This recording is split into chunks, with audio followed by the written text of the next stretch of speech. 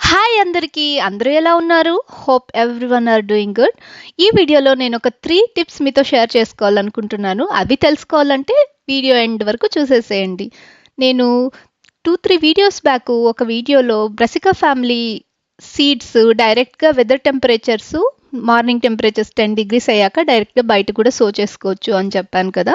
నేనైతే ఆ process follow కాను. ఎందుకు అంటే మనకి ఒక ప్యాకెట్‌లో 10-15 సీడ్స్ హార్డ్‌లీ వస్తుంది. అది ఒక ప్యాకెట్ చాలా కాస్ట్‌లీగా గూడా ఉంటుంది. 4-7 యూరోస్ వరకు కూడా ఎళ్తది. Depend on bio or non bio product బట్టి.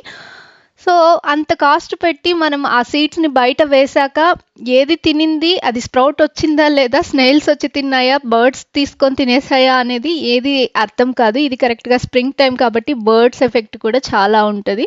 అందువల్ల నేను ఇంట్లోనే సో చేస్తాను. ఈ సెల్ ట్రే ఒకటి కొత్తగా కొనుక్కున్నాను.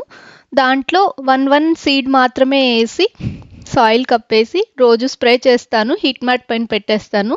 ఒక 2 డేస్‌లో నాకు స్ప్రౌటింగ్ అంతా కనిపించింది. నార్మల్‌గా కూడా మస్టర్డ్ సీడ్స్ అనేవి చాలా బ్రసికా ఫ్యామిలీ సీడ్స్ చాలా ఫాస్ట్‌గా స్ప్రౌటింగ్ ఉంటది. కాబట్టి మీకు కూడా హీట్ మ్యాట్ లేకున్నా కూడా ఒక 3-5 డేస్ లోపల మీరు స్ప్రౌట్ అయితే చూసేయొచ్చు.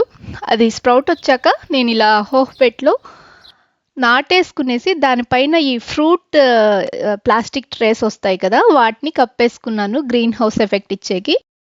అన్నట్టు వీడియోస్ చూస్తున్నారా? చూస్తుంటే ఒక హాయో బాయో చెప్పండి. కనీసం మీరు వీడియోస్ చూస్తున్నారని నాకు కూడా సంతోషం వేస్తది. ఇక రెండో టిప్‌కొస్తే ఈ బంతి నారు గురించి నేను లాస్ట్ టైమ్ మీకు చెప్పాను. ఏ మెథడ్‌లో కూడా ఇవి సర్వైవ్ అవ్వట్లేదు అని చెప్పి. మొత్తానికి ఒక మెథడ్ అయితే సక్సెస్ అయ్యానండి.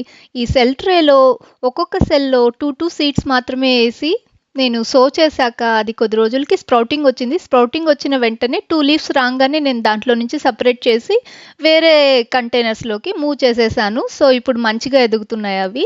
థర్డ్ టిప్ వచ్చి బ్రింజాల్ ప్లాంట్స్. ఈ బ్రింజాల్ ప్లాంట్స్ మాత్రం చాలా జాగ్రత్తగా చూసుకోవాలండి. ఇది చూసారా? ఇది ఒక ఇన్ఫెక్షన్ లాగా. ఇది మాత్రం గమనించారు అంటే వెంటనే ఆ లీవ్స్‌ని బ్రింజాల్ ప్లాంట్స్ నుంచి తీసేస్తే కనుక అది వేరే చెట్లకి స్ప్రెడ్ కాకుండా ఉంటుంది. అండ్ బ్రింజాల్ ప్లాంట్స్ ఎప్పుడు కూడా సింగిల్‌గానే విడివిడిగా పెంచుకోవాలి.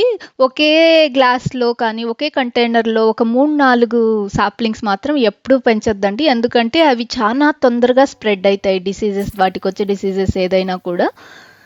అంతేనండి ఈ రోజుటికి. సో, మొత్తానికి వీడియో నచ్చితే ఒక లైక్ కొట్టేసేయండి మరి.